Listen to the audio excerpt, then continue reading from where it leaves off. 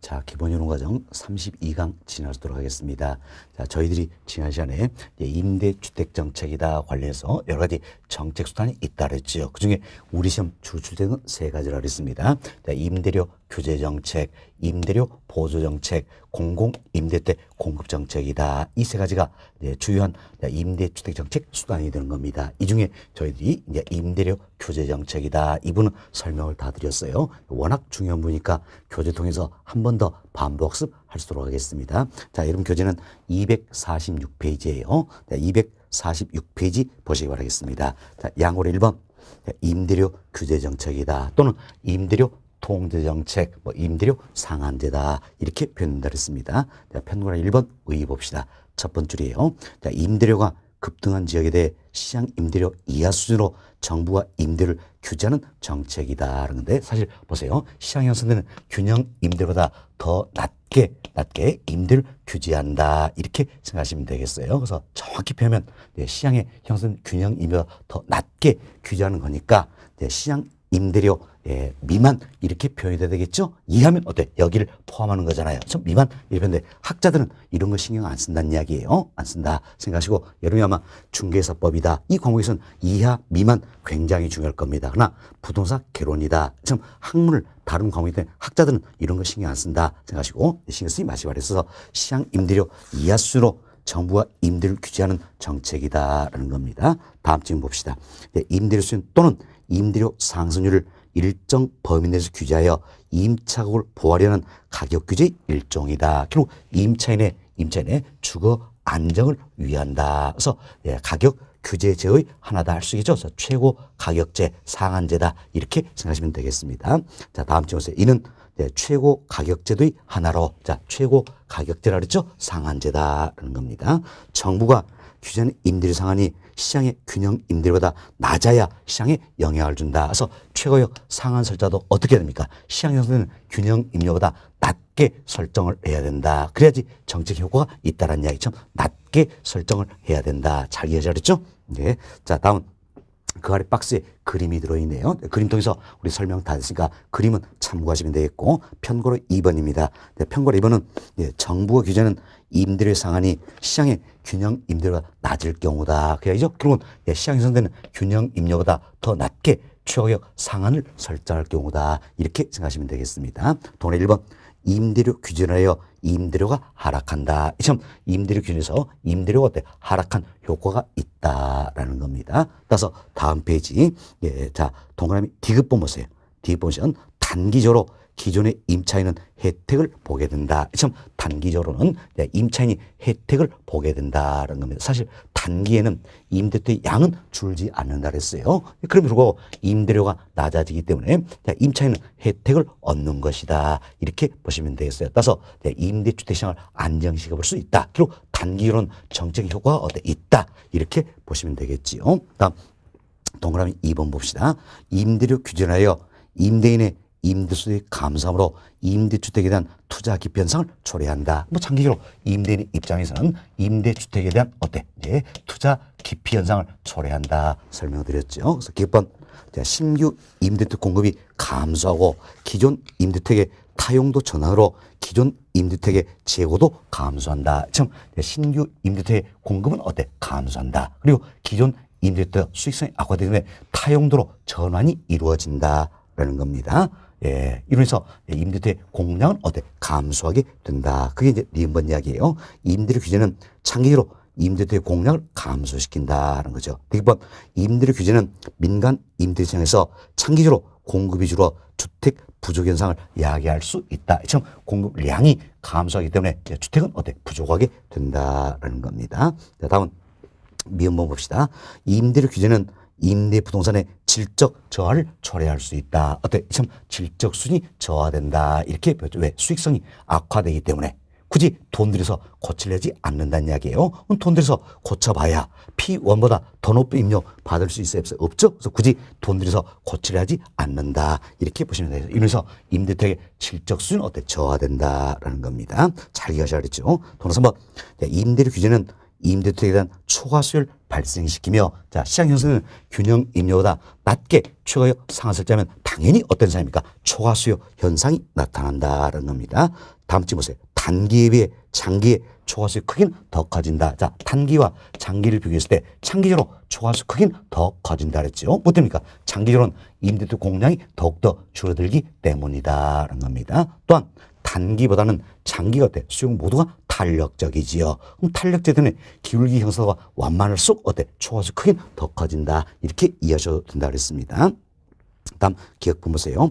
임대료 규제는 기존 임차인들의 이주 기피 현상을 초래하여 주거 이동을 저하시킨다. 자, 기존 임차 입장에서는 이주 기피 현상을 초래한다. 그래서 주거 이동이 어때? 저하된다. 이분도 잘 기억하자 그랬습니다. 사실 임대료가 낮아지기 때문에 주거 이동이 활발히 됐다 이 생각인데 사실 그게 아니라 그랬어요. P1이라는 규제 임료에서는 초과 수요 현상이 나타나기 때문에 동일한 P1의 임대를 지불하고 다른 임대 찾는 게 쉽습니까? 그렇습니까? 어렵죠? 그래서 움직이지 않는다. 그래서 이주 기피 현상을 초래한다. 주거 이동은 저하된다. 이렇게 잘 기억하자 그랬습니다. 그다음 니은번 보세요. 임대료 규제가 지속되면 장기적으로는 암시장이 형성된 등 음성적 거래가 발생할 수 있다. 장기적으로 신규 임차 입장에서는 워낙 불리기 때문에 암시장 형성될 수 있겠죠. 음성적 거래가 발생할 수 있다는 겁니다. 뒷번 임대료 규제는 임대료에 대한 이중 가격을 형성할 수 있다. 참 이중 가격에 문제가 발생한다. 뭐 때문입니까? 바로 신규 임차인이 워낙 불리하기 때문에 이 사람들은 암시장에서 어땠지? 자, P2라는 임료까지 지불을 용해했다는 해서 암시장에서 형성될 수 있는 최대 임료는 어때? P2가 되겠지요. 정부가 규제한 임료는 P1이다. 그래서 이제 이중 가격에 문제가 나타날 수 있다는 겁니다. 동으로 4번 장기적으로는 임대탄이 오히려 심화되어 저소득층 임차인들의 주거 환경이 악화될 수 있다. 그래서 장기는 임대탄이 더욱더 심화되는 부작용을 초래할 수 있다는 겁니다. 다음 편거라 3번 봅시다. 편거 3번은 정부가 규제한 임대료 상한이 시장의 균형 임대료가 높을 경우다. 자, 우리 이런 점이 됐죠. 자, 시장에서는 균형 임료보다 더 높게 최고역 상한 설정은 당연히 균형으로 돌아온다. 그래서 임대시장에 아무런 영향을 미치지 않는다. 이렇게 설명드렸던 내용이에요. 오늘 1번 보세요.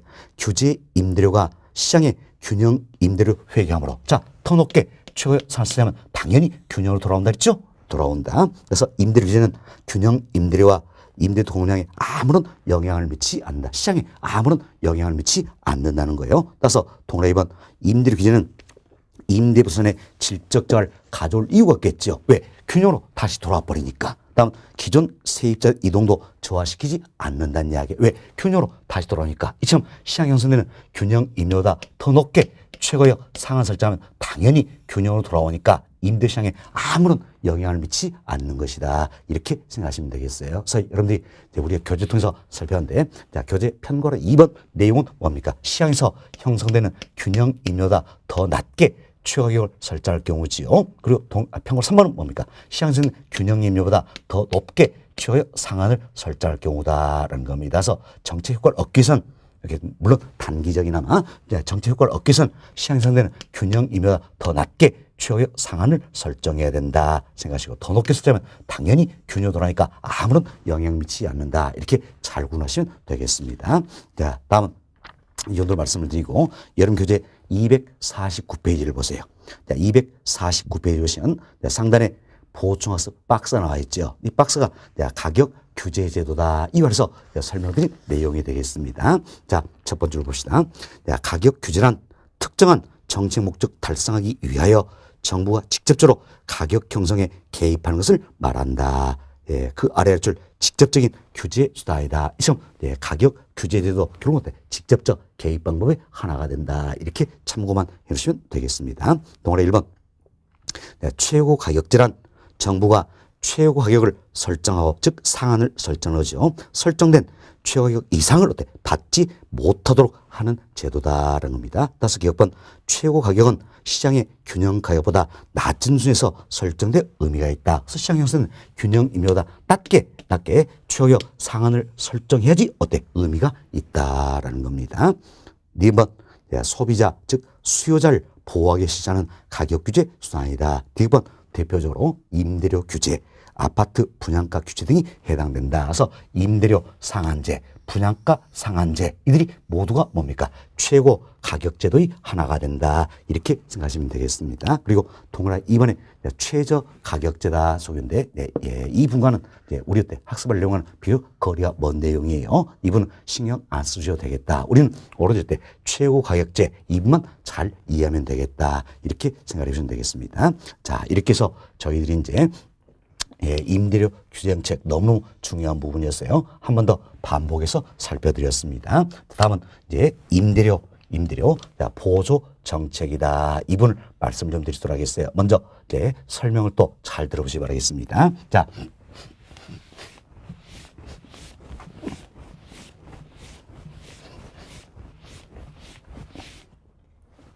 여기 보세요. 저희들이 설명드린 것은 임대료 보조 정책이다라는 겁니다. 이도 말 그대로 봅시다. 말 그대로 임대료를 보조해주는 정책이다. 이렇게 보시면 되겠어요. 그럼 누구에게 임대료 보조가 이루어진가 먼저 임차인에게도 임대료 보조를 해줄 수가 있다는 이야기예요. 그렇지만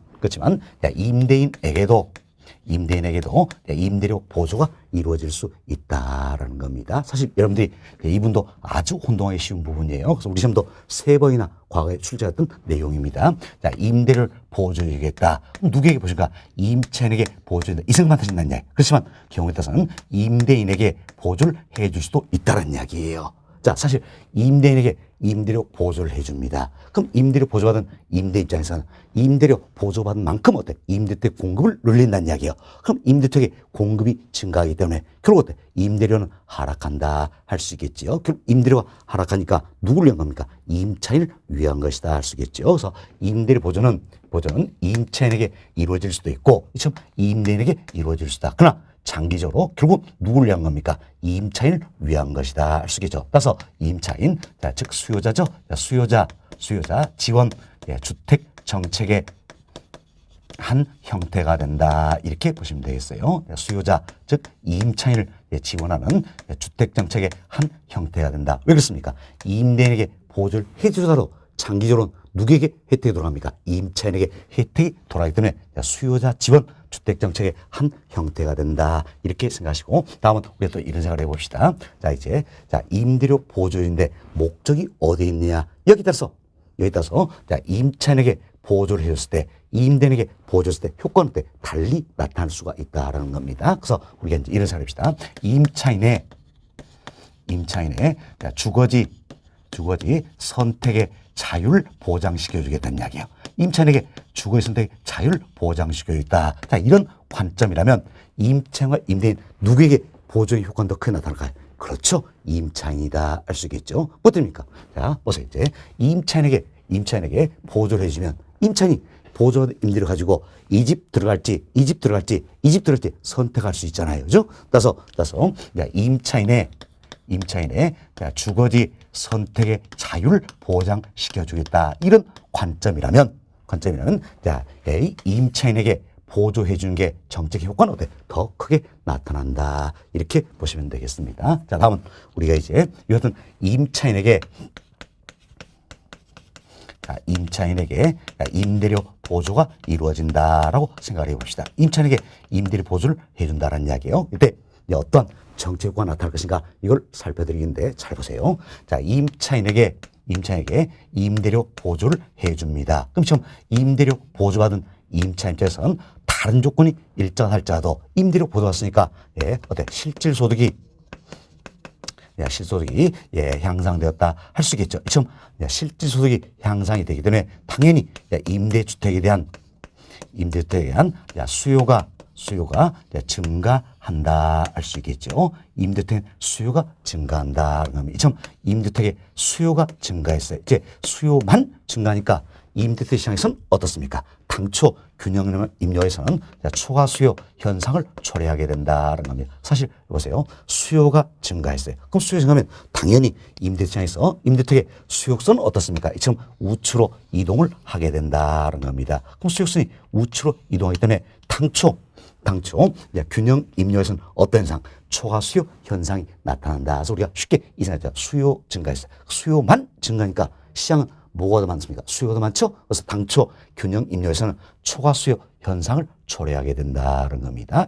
초과 수요 현상을 초래하기 때문에 당연히 임료는 어때? 임료는 상승을 하게 된다. 자, 우리 배웠죠? 초과 수요 현상은 어때? 가격을 상승신 요인으로 작용하잖아요. 임대주택 시장이니까 뭡니까? 임대료가 상승하게 된다. 그럼 당초 균형 임료에서는 정상인이 존재했겠지요. 그렇지만 이제 임료가 상승하니까 그럼 어때? 초과 이윤이 존재하는 것이다라는 겁니다. 지금 초과이윤이 존재하면 이 초과이윤을 서로 나누기 위해서 경쟁이 이루어진다는 겁니다. 경쟁이 이루어진다는 이야기야. 바로 신규 공급을 통해서 경쟁이 이루어질 수 있겠고, 신축을 금하고 있다면 우리 배웠죠? 하향 여과라는 과정을 통해서 결국은 공급이 증가하게 된다는 겁니다. 그래서 초과 이윤이 존재한다. 이 초과 이윤을 서로 나누기 위해서 경쟁이 이루어진다는 이야기야. 경쟁은 신규 등의 방법을 통해서 경쟁인데 이론에서 결국 공급이 증가하게 된다. 결국 신규 공급 등의 방법을 통해서 공급이 증가하게 된다는 거죠. 그러나 공급은 한없이 증가한 건 아니에요. 항상 공급자들은 뭘 노려야 합니까? 정상을 얻고자 한다는 겁니다. 따라서 초과 이윤이 소멸되고 정상 이윤만 존재하는 이 순간까지 공급은 어때? 증가하게 된다. 정상 이윤도 존재치 않다면 공급하겠어 안 하겠어? 안 하겠죠. 그래서 초과이윤이 소멸되고 정상 이윤만 존재하는 이 순간까지 공급은 증가하게 된다는 겁니다. 그렇죠? 공급이 증가합니다. 그럼 자, 일단 보세요. 공급만 증가하니까 당초 균형 임료에서 뭐가 되는 겁니까? 자, 공급만 증가했으니까 공급이 더 많죠? 초과 공급이다. 이래서 임료가 하락을 하게 된다는 겁니다. 자, 초공급은 가격을 하락시킨 요인이죠. 임대차 시장이니까 임료를 하락시킨 요인으로 작용하게 된다. 이렇게 보시면 되겠습니다. 이때 우리가 다른 조건 일자다 가져간다면 결국은 임료가 하락해서 임료는 원래 수준으로 다시 돌아오는 것이다. 원래 수준으로 회귀한다. 이렇게 보시면 되겠습니다. 사실 여기 잘 보세요. 단기적으로는 수요가 증가하죠. 그럼 수요가 증가해서 임대료가 상승한다라는 겁니다. 결국 우리 이런 생각을 해봅시다. 이처럼 P스타라는 균형 임료가 있다는 이야기예요. 임료인데 단기적으로는 수요가 증가해서 임료가 이처럼 P스타보다 더 높아진다는 이야기예요. P스타보다 더 높아지겠다라는 겁니다. 임료가 상승했어요. 그렇지만 장기적으로는 공급이 증가해서 임료는 상승했던 임료가 다시 하락하게 된다. 그래서 다른 조건이 있다면 다시 원래 수준으로 이렇게 돌아오는 것이다. 이렇게 생각하시면, 물론 다른 조건이 일자다 가정하에서는 지금 원래 수준으로 다시 임료가 상승했던 임료가 하락해서 원래 수준으로 돌아온다. 이렇게 보시면 되겠어요. 이 과정을 우리가 이제 단기와 장기로 나눠볼 수가 있더라는 겁니다. 이때 부동산 학문에서 단기, 장기 구분은 어떻게 한다 그랬어요? 바로 신규 공급을 통해서 구분한다 그랬죠. 신규 공급이 이루어질 수 없는 짧은 기간이 있다. 참 신규 공급이 이루어질 수 있는 짧은 기간, 여기까지가 단기가 되겠다는 겁니다. 단기. 그리고 신규 공급이 가능한 충분히 긴 기간이 뭡니까? 장기가 된다. 이렇게 보시면 되겠지요. 그래서 단기적으로는 임차인에게 임대료 보조했을 때 단기적으로는 초과이윤이 존재한다는 이야기예요. 이 존재하는 초과이윤은 누구의 몫입니까? 바로 기존 공급자, 기존 임대인의 몫이 되겠다라는. 아직은 신규 임대인은 시장이 못 들어왔죠. 그래서 기존 임대인의 몫이 된다. 이렇게 보시면 되겠어요. 그렇지만 장기에는 초과 이윤은 소멸되고 오로지 정상이윤만 존재하게 된다는 겁니다. 결국 단기적으로 존재하는 초과 이윤을 장기적으로 소멸시키는 과정에서 신규 공급 등의 형태로서 공급이 증가하게 된다. 이렇게 보시면 되겠습니다. 신규 형태로서 공급이 증가하게 된다. 이렇게 생각하시면 되겠지요. 자, 그래서 이 부분을 다시 한번 잘 비교합시다. 자, 임차인에게 임대료 보조가 이루어졌어요. 보조이지만 단기적으로는 수요가 어때? 증가하지요.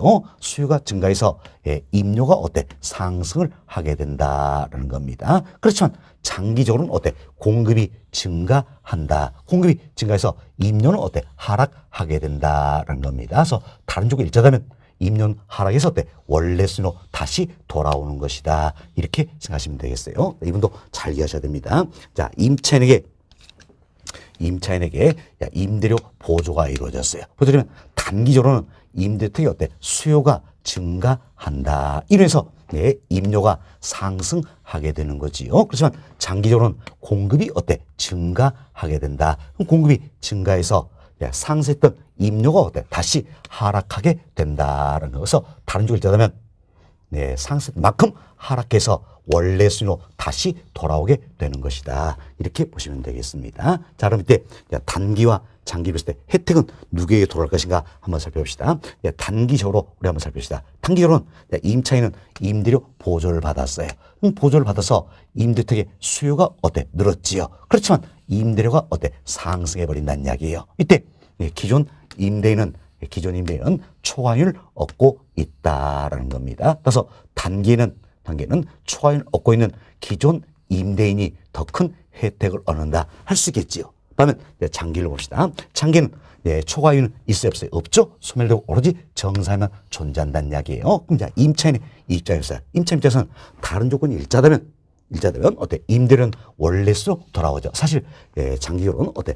임대료 보조를 받았잖아요. 임차 입장에서는 임대료 보조를 받았음에 불구하고 임대료는 원래 수준으로 다시 들어왔어요. 그러면 임대택의 양은 어때? 늘었지요. 따라서 장기적으로는 임차인이 어때? 큰 혜택을 보는 것이다 할 수 있겠죠. 그래서 단기에는 초과율을 얻고 있는 기존 임대인이 더 큰 혜택을 얻겠지만 장기에는 어때? 임차인이 큰 혜택을 얻게 되는 것이다. 이렇게 생각하시면 되겠습니다. 다음 이처럼 이제 임차인에게 임대료 보조가 이루어졌어요. 그럼 임대료 보조라면 임대료 보조받은 임차인 입장에서는 임대료 보조하기 전보다 만족, 즉 효용은 어때? 높아진다 할 수 있겠죠. 만족도는 더욱더 높아진다는 겁니다. 다음 임차인에게 임대료 보조가 이루어져요. 보조라면 임차인 입장에서는 실질소득이 향상되었다 느끼겠지요. 따라서 임대택의 수요만 증가하는 게 아니라 사고도 돼요. 하나 더 사먹고자 한다는 겁니다.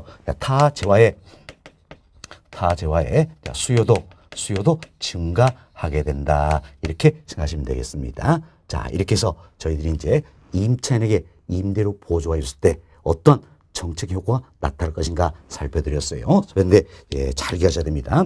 임차인에게 임대료 보조를 해주면 단기적으로는 임대택의 수요가 증가해서 임대료가 상승한다. 그렇지만 장기적으로는 임대택의 공급이 증가해서 상승했던 임료가 어때? 하락을 하게 된다서 다른 얘기를 하자면 원래 수요 다시 임대료는 돌아온다라는 겁니다. 따라서 장기적으로는 임대료는 원래 수요 돌아오지만 물론 다른 쪽은 일자다 가정하에서 임대료는 원래 수요지만 공급이 증가한다. 임대택의 양이 증가하기 때문에 장기는 누구에게? 임차인에게 큰 혜택이 돌아간다. 여기서 잘 이해를 좀 해놓으시기 바라겠습니다. 자, 이제 우리 교재 통해서 한 번 더 살펴보도록 하겠습니다. 자, 여러분 교재 249페이지예요.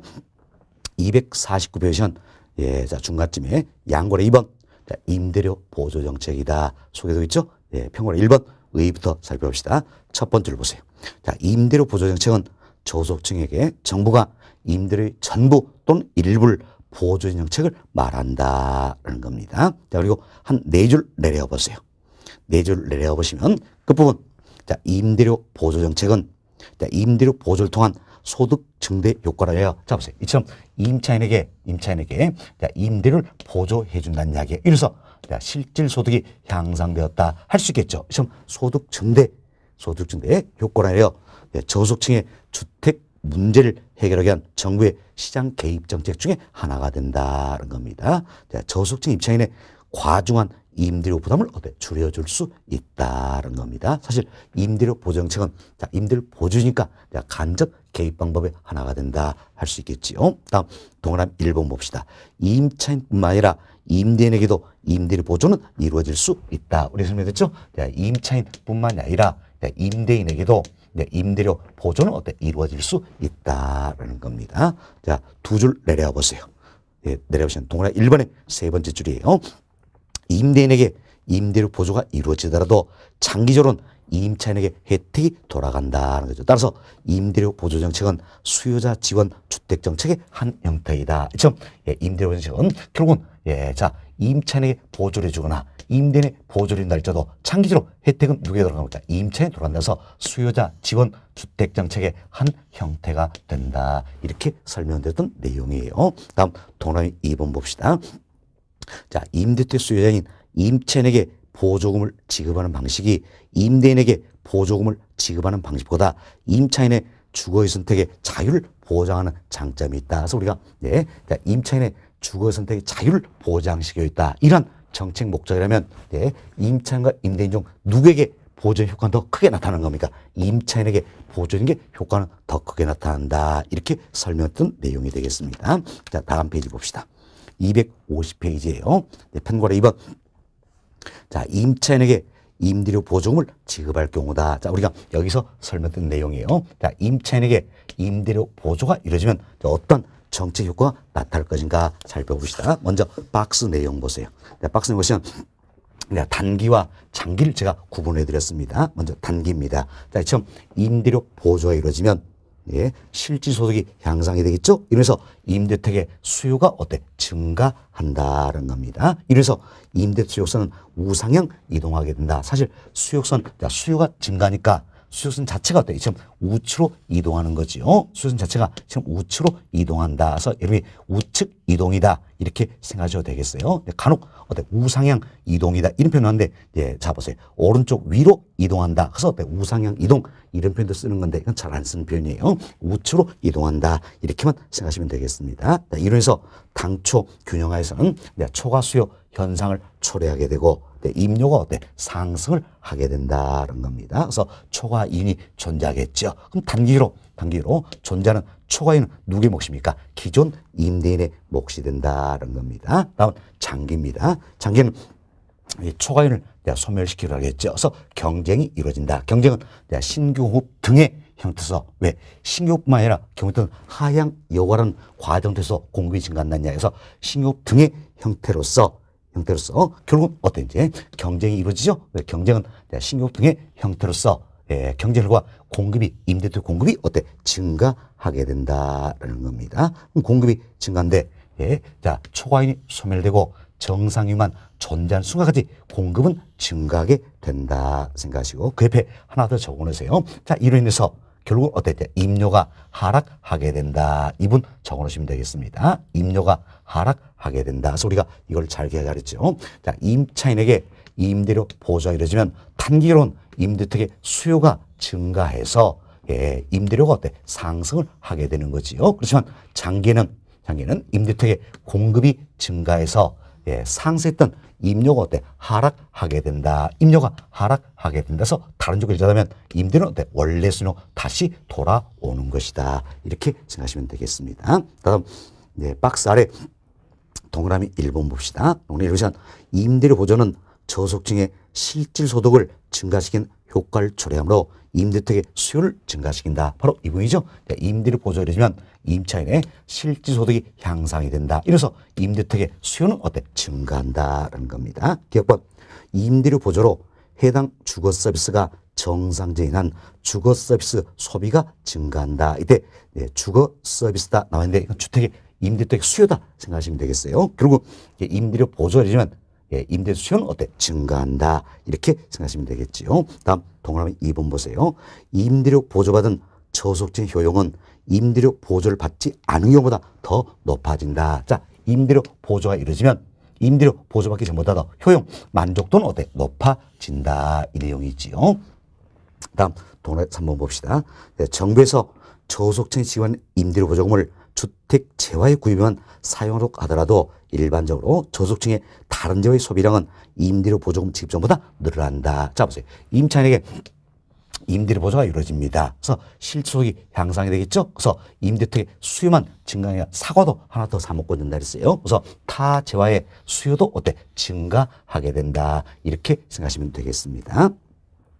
다음 동그라미 4번 봅시다. 자, 임대택의 수요 증가는 초과 수익성을 초래함으로 임대료가 어때? 상승하겠지요. 그래서 기존의 임대인은 초과인을 획득하게 된다. 따라서 단기적으로는 기존 공급자, 기존 임대인이 어때? 더 큰 혜택을 보게 된다. 이렇게 설명드렸습니다. 동월 5번.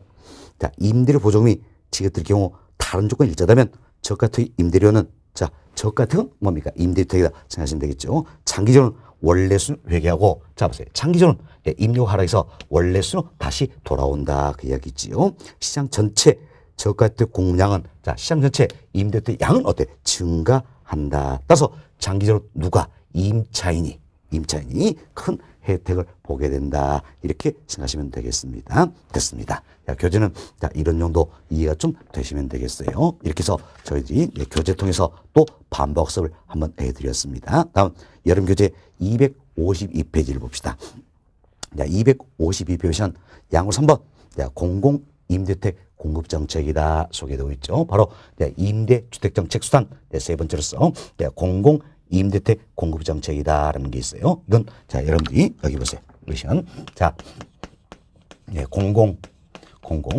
임대주택 공급 정책이다라는 건데 이것도 말 그대로 우리 한번 살펴봅시다. 자, 공공이 임대주택을 공급하는 정책이다. 이렇게 보시면 되겠죠. 그래서 공공은 임대주택을 공급한다는 이야기예요. 그럼 공공이 임대주택 공급할 때는 자, 시장에 선서된 균형 임료보다 높게 공급할까요? 낮게 공급할까요? 그렇죠? 예, 자, 낮게 공급을 한다. 이렇게 보시면 되겠어요. 낮게 공급을 한다라는 겁니다. 그럼 자 보세요. 공공이 무엇 때문에 임대주택을 공급할 것인가? 여러 가지 이유가 있어요. 그 중에 하나가 우리가 이제 임대료 균형책 1통에서 찾아볼 수가 있다는 이야기예요. 자, 보세요. 시장에서는 균형료 P스타가 지나치게 높다고 판단되어 이것보다 낮게 P1의 최고역 상한을 설정했어요. 설정 결과 장기적으로는 임대주택이 더욱더 심화되는 부작용을 초래하게 된다. 할 수 있겠지요.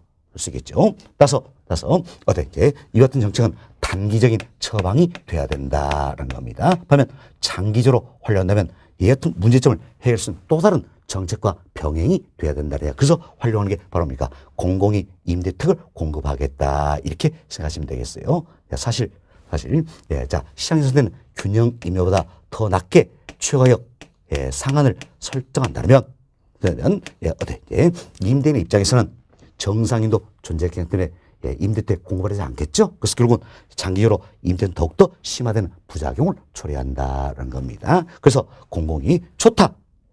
그럼 내가 어때? 직접 공급하겠다는 이야기예요. 직접 공급하면서 시장에서 선서되는 균형 임료보다 더 낮게 공급을 해버리겠다라는 겁니다. 그래서 공공 임대주택 공급 정책이다. 그럼 공공이 임대주택을 공급하는데 어떻게 공급하겠다는 이야기. 시장에서 선서된 균형보다 낮게 공급한다. 이걸 잘 생각하시면 되겠습니다. 다음 참 공공이 임대주택을 공급하는 방법도 여러 가지가 있어요. 여러 가지가 있는데 먼저 임대주택을 직접 건설해서 공급하겠다라는 겁니다. 참 건설 임대주택이 있다는 이야기예요. 사실 공공 임대주택 공급 정책이다. 공공이 임대주택 공급한다 했죠? 가장 대표가 뭡니까? 한국토지주택공사 1등에서 공사가 임대주택을 직접 건설해서 공급하겠다라는 겁니다. 또는 기존의 다가구 주택을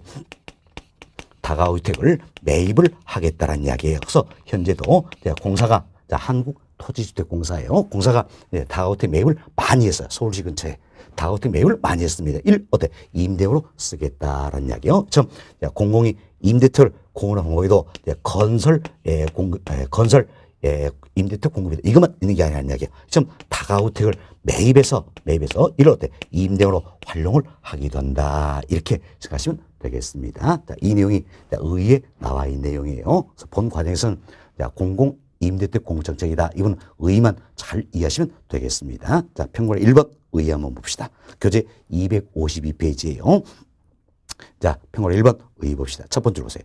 공공 임대주택 공급정책은 공공운이 시장 임대료보다 낮은 수준의 임대료로 공공 임대주택을 직접 공급하는 정책을 말한다라는 겁니다. 이도 두 가지를 조심하셔야 합니다. 시장의 균형 임료보다 낮게 공급을 한다라는 겁니다.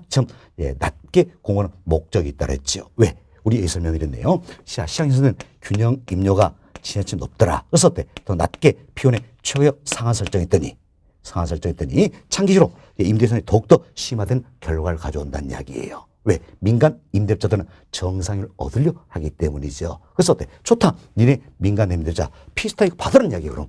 그리고 어때? 더 낮은 임료로 내가 직접 공급을 해버리겠다. 이 어떤 정책 목적이 들어있다라는 겁니다. 여튼 시장 현상은 균형 임료보다 낮게 공급한다. 이걸 잘 이루시고 했어요. 물론 뭐 이 같은 목적 이외에도 또 공공이 임대택을 공급하는 정책 목적은 여러 가지 있어요. 나 오늘 하나 말씀드린 거였습니다. 여튼 낮게 공급한다. 이걸 잘 생각하시고 다음은 공공이 임대택을 직접 공급하는 거죠. 따라서 이도 직접적 개입 방법의 하나가 된다. 이렇게 생각하시면 되겠습니다. 그 다음 점입니다. 또한 저소득층의 주거와 사회복지 서비스를 연계시켜 서민 주거 안정과 자활 유도하기 위해 다가구택 매입 임대주택 사업도 시행하고 있다. 그래서 공공이 직접 건설해서 공급하는 것도 있지만 이처럼 다가구택을 매입해서 임대로 활용하는 부분도 있다. 이렇게 생각하시면 되겠습니다. 자, 이렇게 해서 의 이분을 말씀을 드렸어요. 나머지 내용은 출제비도 좀 낮은 부분들에서 심화 과정에서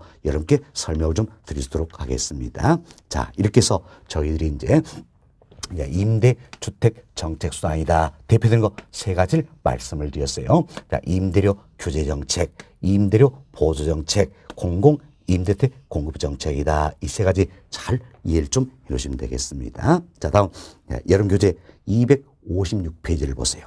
자, 256페이지 하다 보시면 네 번째부터 분양주택정책 수단이다. 이분 소개되고 있죠. 분양주택정책 수단이다. 소개되고 있는데 분양주택정책 수단도 대표적으로 어때? 분양가를 규제하겠다. 그래서 분양가 상한제. 다음 분양가를 시장에 맡기겠다. 분양가 자율화 제도. 이 같은 제도들이 있어요. 이 제도는 우리가 임대주택 정책 이것만 이해하시면 나머지는 거저먹기라고 그랬습니다. 그래서 심화 과정에서 임대주택 정책 한 번 더 설명을 드리고 분양주택 정책 아울러서 말씀을 좀 드리도록 하겠습니다. 자, 그리고 여러분 교재 258페이지를 봅시다.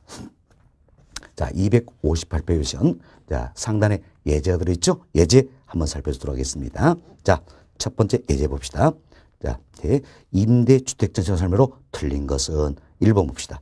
임대료 보조 정책은 저소득층의 실질소득 향상에 기여할 수 있다. 자, 보세요. 임차인에게 임대료를 보조해줬어요. 이는 어때? 임차인의 실질소득을 향상시키는 결과를 가져온다. 그래서 1번 맞는 표현이 되겠지요. 2번 봅시다. 임대료 상한을 균형 가격 이하로 규제하면 임대주택의 공급 과잉 현상을 초래한다. 자, 지금 보세요. 공급 과잉이라 했어요. 공급이 넘친다. 결국 초과 공급 현상을 초래한다. 이런 의미가 되어 있죠. 그러나 우리가 이렇게 봤어요. 시장에서 형성된 균형 임료보다 더 낮게 최고의 상한을 설정하면 이때는 어떤 상황입니까? 초과 수요 현상을 초래하게 된다. 이랬죠? 초과 공급입니까? 아니란 이야기예요. 초과 수요 현상을 초래한다. 이걸 생각하셔야 되겠지요. 그래서 지문에 공급 과잉 현상을 초래한다. 잘못되어 있죠? 잘못되어 있죠. 초과 수요니까 어때? 수요 과잉 현상을 초래한다. 또는 초과 수요 현상을 초래한다. 이렇게 표현돼야 되겠죠. 사실 공급 과잉이다. 이게 뭡니까? 초과 공급 이걸 의미하는 거잖아요. 잘못되어 있죠. 초과 수요다. 이렇게 생각하시면 되겠습니다. 2번 뒷집은 잘못되어 있네요. 다음 3번 봅시다. 임대료 보조 정책은 장기로 임대주택의 공급을 증가시킬 수 있다. 자, 그랬어요. 임차인에게 임대료 보조했어요. 그럼 장기적으로는 임대주택 어때? 공급은 증가한다. 우리 여러 차례 학습했던 내용입니다.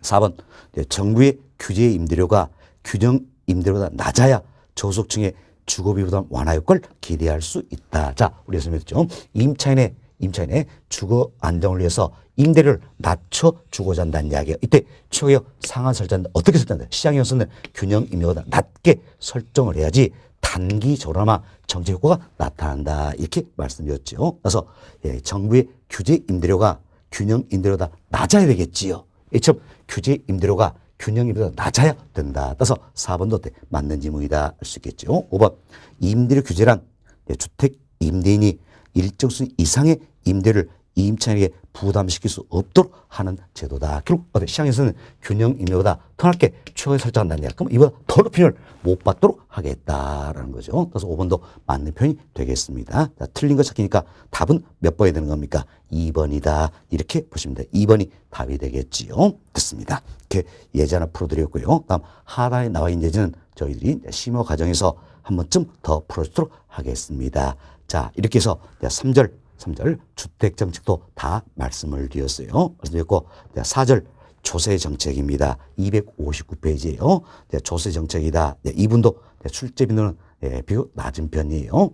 따라서 조세정책 이분도 저희들이 심화 과정에서 설명을 좀 드리도록 하겠습니다. 사실 조세정책 이거로 우리가 쉽게 학습하기 위해서는 수요 공급의 탄력성에서 정확히 이해를 하셔야 됩니다. 그렇죠? 우리가 수요 공급 이론에서 탄력성 설명을 다 드렸잖아요. 그렇지만 이분을 한 번 더 듣고 조세정책 설명드리면 훨씬 여러분께 쉽게 다가올 것이다라는 겁니다. 이게 제 강의 경험이에요. 그래서 조세정책은 우리가 이제 심화 과정에서 구체로 설명을 좀 드리도록 하겠습니다. 자, 이렇게 해서 저희들이 자 4절 마무리하고요. 265페이지로 넘어갑니다. 자, 265페이지 보시면 자, 마무리 키워드 정리다 나와 있죠. 그래서 저희들이 정책론에서는 자, 먼저 부동산 문제와 부동산 정책에 대해서 설명을 드렸고, 다음은 토지 정책, 그리고 주택 정책 2분까지 언급을 해드렸습니다. 자, 조세정책은 저희 심화 과정에서 설명드린다 그랬지요. 그래서 자, 부동산 문제와 부동산 정책이다. 토지 정책, 주택 정책 여기까지 마무리 키워드에 대해서 한번 읽어보시면서 학습의 내용을 정리를 좀 해보시기 바라겠습니다. 자, 마무리 키워드다. 이분도 한번 읽어봤습니다. 그리고 할 내용이 있지요. 자, 여러분 교재 자 211페이지로 돌아갑니다. 자, 여러분 교재 자 211페이지를 보세요. 자, 211페이지 보시면 자, 이 장에서 알아야 할 주요 지문이다 나와 있죠. 그래서 우리가 5장 정책론 학습을 다 했으니까 이제 이분도 한번 또 풀어보셔야 되겠지요. 제가 설명드린 내용 찍어드릴 겁니다. 일단 찍어드린 문제만 한 번쯤 풀어보시기 바라겠습니다. 자, 1번, 2번, 3번, 4번, 5번, 6번, 그리고 다음 페이지에 8번, 9번, 10번, 11번, 12번 됐습니다. 자, 지금 찍어드린 문제만 꼭 한번 풀어보셔야 돼요. 틀려도 좋습니다. 지금 풀어보는 안 풀어보는 이 차이가 굉장히 큰 거예요. 틀려주니까 꼭 좀 풀어보시기 바라겠습니다. 자, 그래서 이제 주요 지문도 다 살펴드렸어요. 다음 또 해야 될 일이 있죠. 자, 제가 여러분께 제공해드린 프린트물 있을 거예요. 이 프린트물 일통해서 괄호키 퀴즈 천선이다. 일통해서 용어 정리도 한 번쯤 해보시기 바라겠습니다. 지금까지 제가 제공해드린 프린트물 통해서 용어 정리 계속하고 계신 거죠? 좋습니다. 그래서 용어 정리해서 꼭 한 번 더 반복습 효과를 얻어보시기 바라겠습니다. 자, 이렇게 해서 저희들이 이제 5장 부동산 정책론이다. 여기까지 다 설명이 되었습니다. 그리고 이때쯤이면 여러분이 또 한 번 더 하실 일이 있습니다. 제가 지금까지 여러분께 제공했던 프린트물 있죠. 이 프린트물만 한번 모아가지고 자, 1장부터 5장까지다. 5장까지 배웠으니까 1장부터 5장까지다 라는 겁니다. 이 부분을 한 번 더 괄호 넣기 퀴즈 천선이다. 이 자료만 보시면서 쭉쭉 한 번 더 정리를 한번 해보시기 바라겠어요. 아마 시간은 많이 걸리지 않을 거예요. 그래서 지금까지도 우리가 한번 했으니까 한 번 더 이 지문만 쭉쭉 읽어보시면서 자, 외우려고 하지 마세요. 절대 안 외워지는 겁니다. 이해하시려고 노력하면서 지문을 쭉쭉 한 번씩 읽어보시면 이것도 훨씬 또 좋은 하나의 학습 방법이 되겠다. 이렇게 생각을 해봅니다. 자, 그리고 이제 다음 시간부터는 여러분 교재 6장 부동산 투자론에서 말씀을 좀 드리도록 하겠습니다.